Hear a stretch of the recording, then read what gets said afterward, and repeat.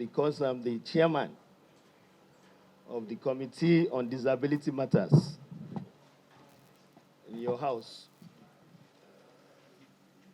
for our Christians brothers. We say, I hope that you had a nice Easter. For our Muslim brothers, our prayer is that the Almighty Allah accepts all our prayers. I bring you greetings from your house under the leadership of a very progressive speaker, Right Honorable Tajuddin Abbas, PhD, who constituted this Committee on Disability Matters.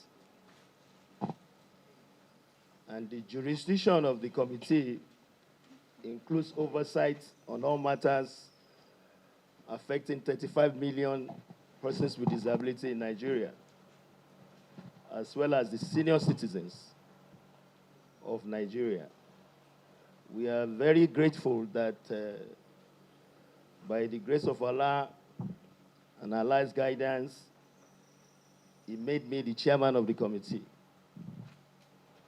Now, before the nitty-gritty of what we are going to address here today, this is also another opportunity, a great one, to let Nigerians know what we do in our committee.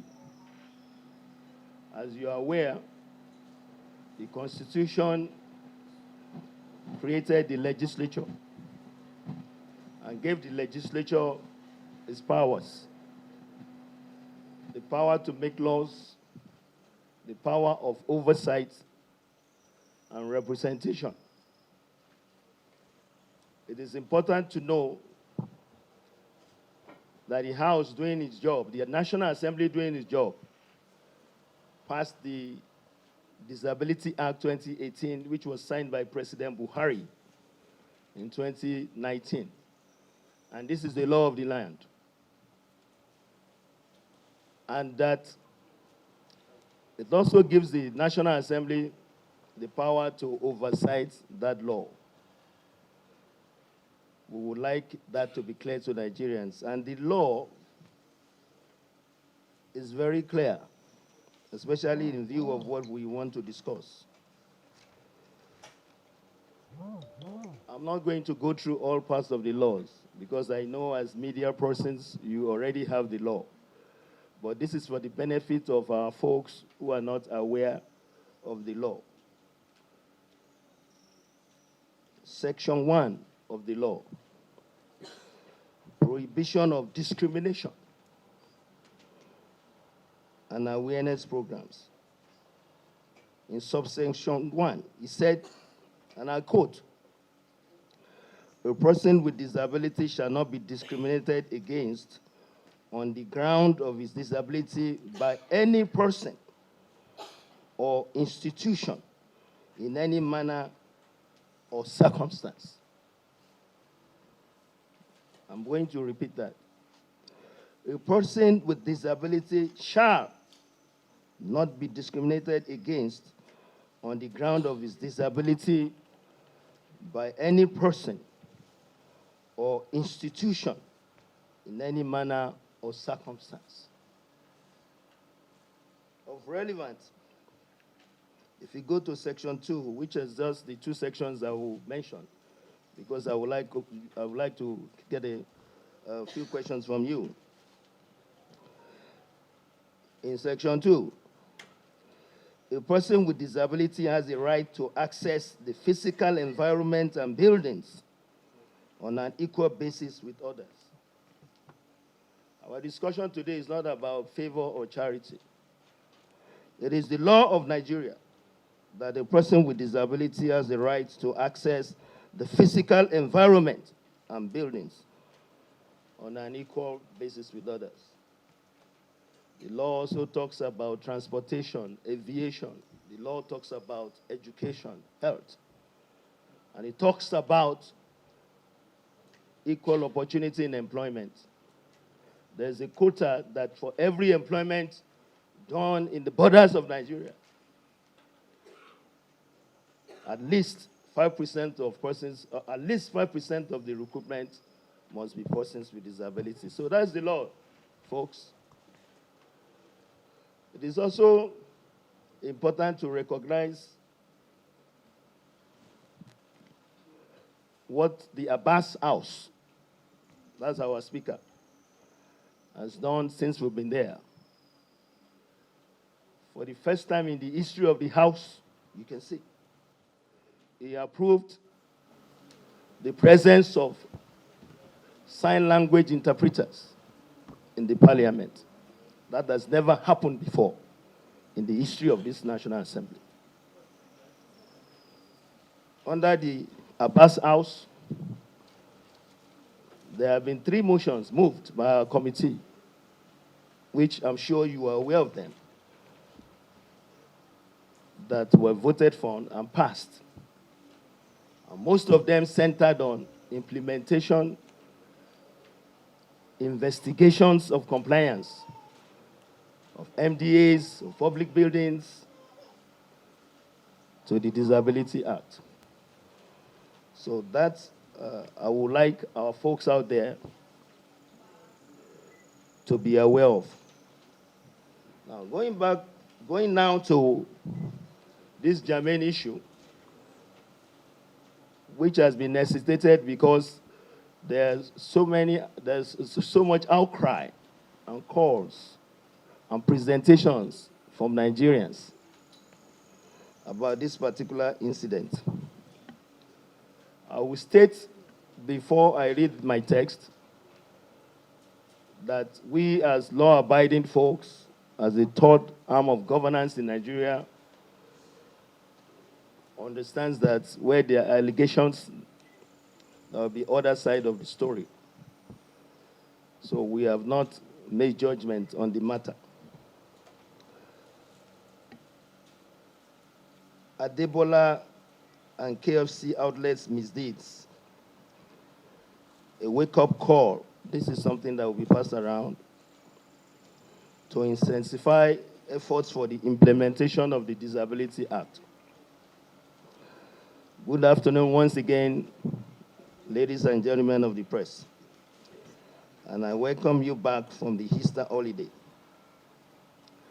Recently, there have been distressing reports regarding the denial of access to Mr. Adebola Daniel at a KFC outlet in the Muritala Mohammed International Airport, Lagos. This discriminatory incident, highlighted by Mr. Daniel's public account, sheds light on the challenges faced by individuals with disabilities in Nigeria. Mr. Daniel, a person with disability who is physically challenged, who is mobile only with the use of wheelchair, faced humiliation when he was refused entry into the KFC outlet, with the manager stating no wheelchairs allowed. This treatment is unacceptable and goes against the principles of inclusivity and respect. And more importantly, it's a violation of the Disability Act 2018. Mr. Adebola Daniel, son of the former Ogun State Governor and serving Senator, Gbenga Daniel, recounted his experience at the KFC outlet of the airport in a series of tweets posted on Wednesday via his ex-handle, Adebola Daniel, where he lamented his humiliating moment and emphasized the broader consequences of such discriminatory actions. And being a person with disability, often that's what he said, in quote, being a disabled often rolls over my spirit, leaving behind a trail of shattered dignity and forgotten humanity. Nowhere more so than in Nigeria, his home country, Adebola wrote. And drawing attention to the systemic challenges faced by individuals with disabilities in the country. As the chairman of the House of Representatives Committee on Disability Matters, I strongly condemn such actions. Denying individuals with disabilities access to public spaces is not only disrespectful, but also undermines our ongoing efforts to implement the Disability Act. And the committee is duty-bound, once again, duty-bound to investigate this issue and other related matters. The case of Mr. Adebola Daniel is one in millions of other unreported cases of such abuses and injustices against the persons with disabilities. And by the way, this will no longer be tolerated by governments on all levels.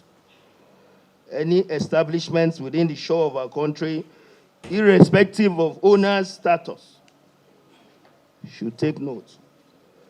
We've had enough. Enough is enough. The Discrimination Against People with Disabilities, Persons with Disabilities Prohibition Act 2018, passed by the National Assembly, aims to safeguard the rights of persons with disability. However, as some of us are aware of, compliance of this act has been lacking. I want to commend the Speaker of the House of Representatives for establishing this committee and the proactive responses from the federal and Lagos state governments in protecting the rights of persons with disability. It is imperative that all stakeholders, including businesses, adhere to the provisions of this act. Our committee is committed to engaging with communities to kickstart the full implementation of the Disability Act, with key provisions such as access to public buildings, employment quotas, welfare promotion for persons with disability must be enforced to ensure their rights are upheld. State governments are also urged, in some cases that have not domesticated the act, to domesticate the act, like Lagos State and some other states. The Ministry of Information, by the way, this is also in the act, is mandated to lead awareness in this regard. I want to hail the timely responses and actions from the Asiwaju-led federal government and the Lagos state government as other stakeholders towards protecting the rights of persons with disabilities. This committee will continue to closely monitor government agencies. By the way, there's a motion that says we should just do that to make sure that they are following the law. Think about it. How many buildings, even when we are talking about our own National Assembly, can someone on wheelchair enter? That is something that we all need to do. In conclusion, our focus is on enhancing the lives of persons with disabilities and preventing incidents like Mr. Daniel's. We can combat discrimination and injustice against PWDs. Folks, I have a little bit more understanding than majority of people here as a medical doctor. It takes only 1 second before we become persons with disability. You have a couple in good health. The wife goes into delivery. The baby is found to have Down syndrome. What happens is that, and Down syndrome is just from accidents in the genetic makeup. So they carry a child that is intellectually inadequate, something we call mental retardation, for the rest of the lives of the couple. A pregnant woman gets an accident or even infection, something that you may commonize like herpes. The baby may be born deaf or blind. A pregnant woman goes into labor. Baby cannot come out, either because the head is too big or the baby is coming with the hand or the leg. Obstructed labor is called. The woman is in labor for long. Baby cannot get oxygen. Baby comes out blue and flat. Baby is born with what is called cerebral palsy. And this baby will be on wheelchair, will not talk, and will be at the mercy of caregivers for the rest of his life. A baby is born, everything is well, you had your christening. In 6 months, 2 months, 1 year, baby gets meningitis, which is a brain infection. Even if that baby survives that incident, it leaves the baby with deafness and gets intellectually incapacitated. You're an adult. There's a gentleman that's in the community, I'm sure he doesn't mind me using his name because you see him on TV all the time, Dr. Chike. Dr. Chike was working for CNN. He was going to the airport. He was not the driver. He had a driver. And he got into an accident. And he became paraplegic. He could no longer walk. So he found himself a person with disability. About 2 weeks ago, my cousin, 42 years old, has very high blood pressure. So he had a stroke. So he could not talk as we speak. And he can't walk. So this is real. There's none of us in our families that we don't know somebody that has a person with disability. What we do that's unfortunate is that we want to hide them in the closet. And no longer should we as a society tolerate that. So folks, before I sit down, I would like us to understand, and you have a very important job here. What we are talking about and doing here is not a favor. Apart from the fact that there's legal banking now, the way we need to look at it individually is that we may find ourselves in that situation. Is your society going to be there for you? Is your government going to be there for you? Is the law going to be on your side? So if we might talk about Mr. Adebola because he's in position to express himself. What about thousands and countless of people that cannot express themselves? Africans are compassionate people. Nigerians are compassionate people. If I'm trying to eat in a KFC and I have my money, and somebody is saying that wheelchairs are not welcome, you know how devastated you would be. So, folks, that's why I came to talk to you today. Thank you very much. Thank you, Honorable. We'll take some questions at this juncture. Your name and your medium. Okay, let's start from here. Femi. So, good afternoon, sir. And it's nice to have you in our midst. My name is Femi Ogunshola. I work with the... This is the plan of the committee. The good news is that because you are here every day, you know how we do our work. The committee has already sent out invitations to KFC. We're in touch with Mr. Adebola Daniel. And letter has also gone out to FAN. The committee could not take up a physical investigation right now. Because if you follow, they say FAN has closed the KFC. So even if we want to do a surprise oversight, which is allowed, we can't go inside there. And we also found out that the DG actually was also not around because it's a holiday period. So yes is the answer. There will be investigation, but the investigation will follow house rules.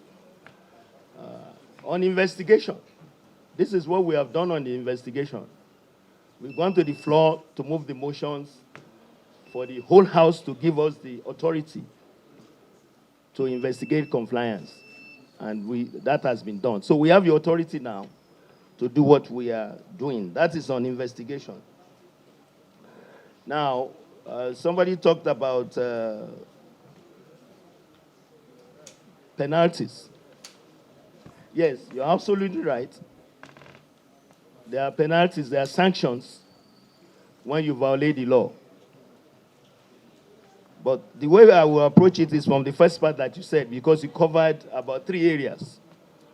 One, whose duty is it to do implementation? If you read the law, it's very clear. The law established the National Commission for Persons with Disability, and that is the executive agency. That is the answer to that.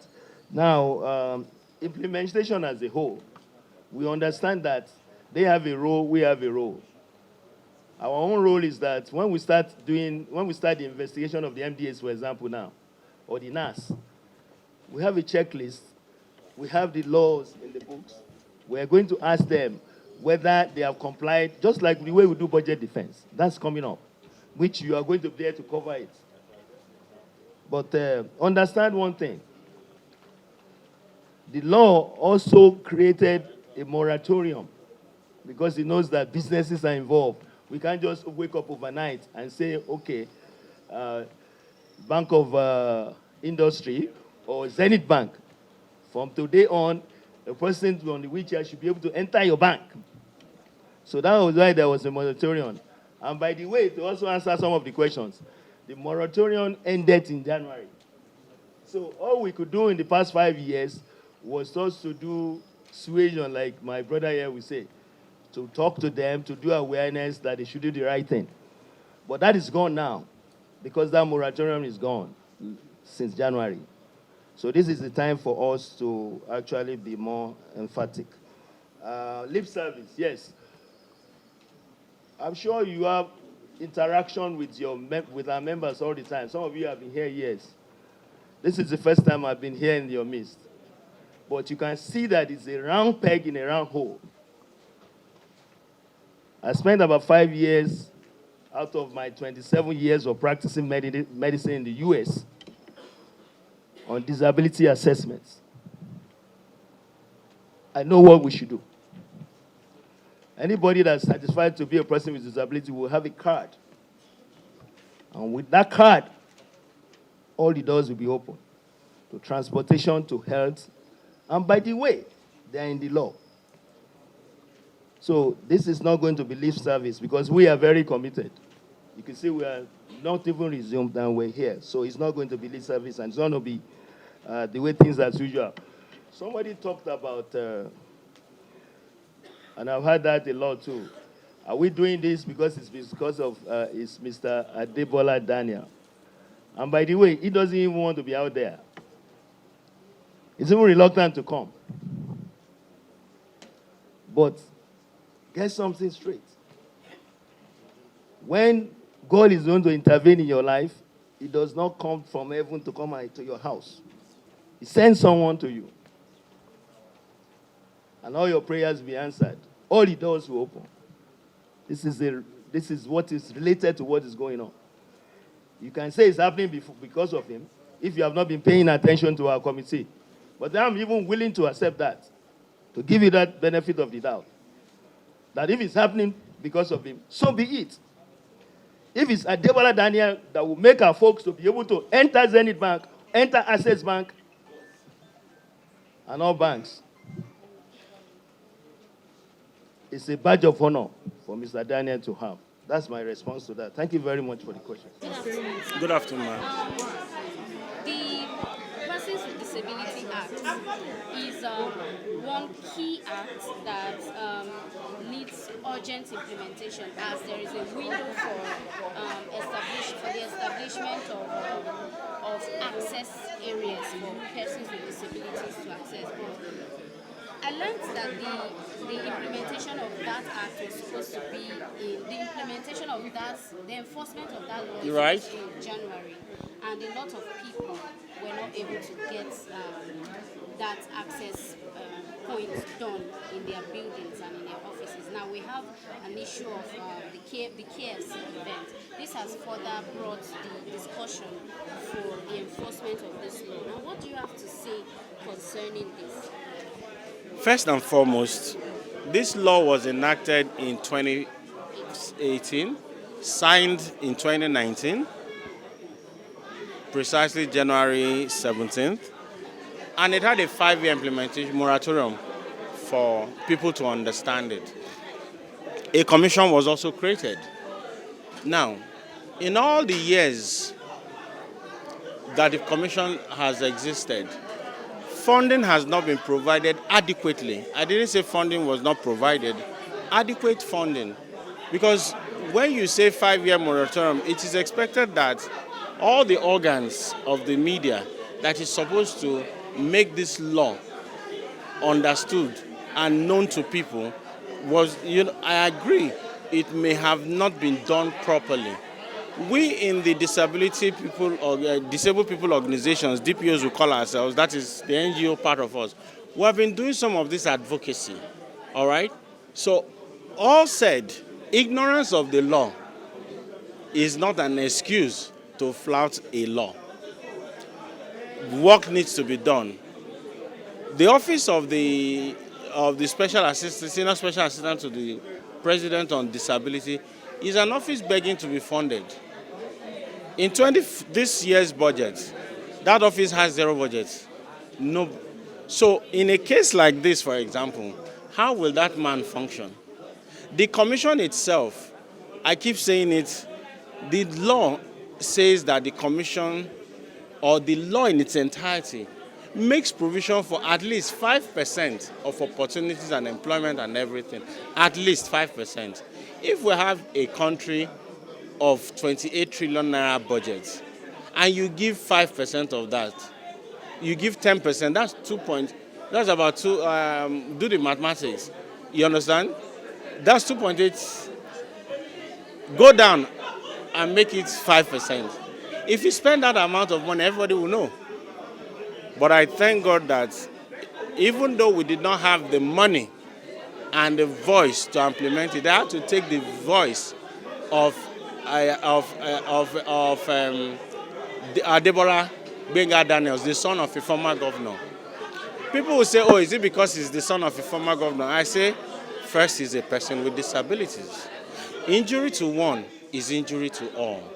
And disability is not something that we pray for. Most of us were not born with disability. We acquired disabilities. Disability can happen to anybody. And come to think of it, when you grow older, chances are that you start using glasses, you end up using a wheelchair, you have urinary incontinence and so many other things that are associated with old age. That is a disability on its own. So if a country does not begin to take care of her persons with disabilities, who accommodates about 15% of the population, it means that you are shortchanging 15% of your people and reducing their capacity to deliver to you. Disability is not another name for poverty. You can tell that many persons with disabilities, I can mention notable names in Nigeria, if they tell you big names, but if they tell you that they are persons with disabilities, you will not believe it. They have been confined to wheelchairs as a result of certain accidents that happened in life. Why would such persons not have access? And when we say access, access does not just mean physical access. Access means being able to get into or get included into what you are supposed to do. The message hereon is remove all barriers. Whatever barriers that will inhibit progress, that will not make one to achieve their full potentials, please take it out. And it is a work in progress. I don't advocate for us to fight or war. I keep preaching moral suasion. This case of Mr. Daniels, I have suffered it before. My story is well known. But guess what? If that story didn't happen in 2020, we will not have the kind of accommodation we have in the aviation sector today. At least I can tell you that This current Minister of Aviation and his crew have done immense work to ensure that persons with disabilities are now being included. They have not done an excellent job. I didn't say 100% pass mark, but at least the conversation is on. The awareness is on. If it happens in aviation, yesterday was KFC, an eatery, maybe next one is a bank, transportation. This morning, the FCT minister was on live on air, and the question was thrown at him about the purchase of buses, mass transit in FCT. He said, well, even if he did not, I think he said he wasn't sure. He said he wasn't sure about what had been done. But he's assuring us that in this year's budget that he has, inclusion must be a priority. And persons with disabilities, the new buses that will come, he is ensuring that those buses will be inclusive. It will have all the facilities to make persons with disabilities survive and move about. That, for me, is a win. So, 5 years ago, we were not where we are. So, it's a work in progress. We may not be where we want to be yet, but we're definitely not where we used to be. Remember that we started this advocacy as servants and master relationship. The law came, the act came, we got onto the table to discuss as equals. Now we're in the hegemony stage where we must decide how we share, how we allocate resources to assist everybody. So in this third phase of power by John Gaventa, we should do the best. Okay, so you're the When I said it's not going to be war, if I come to you, I don't advocate for a war situation. What I mean by that is when we come for enforcement, it will be explained to you that there's an act. And even though the moratorium has ended and you say you did not know, we should give you a few days, maybe 90 days, to comply with that act. In some cases, you don't even need up to 90 days. If after 90 days you do not comply with the enforcement, then you will now be forced to. Now, it's either you are shut down, they lock your place, like it was done to KFC. That's one way. Another way would be go to court. Why I said not war, I have experienced war in advocacy. It did not, yes, it's not something I want to encourage because we had to destroy and then start to rebuild. I don't want to advocate for that. I want to say, from wherever the mistake has been made, let us build upon that and grow from there. So it's going to be a win-win, not war. Thank you very much.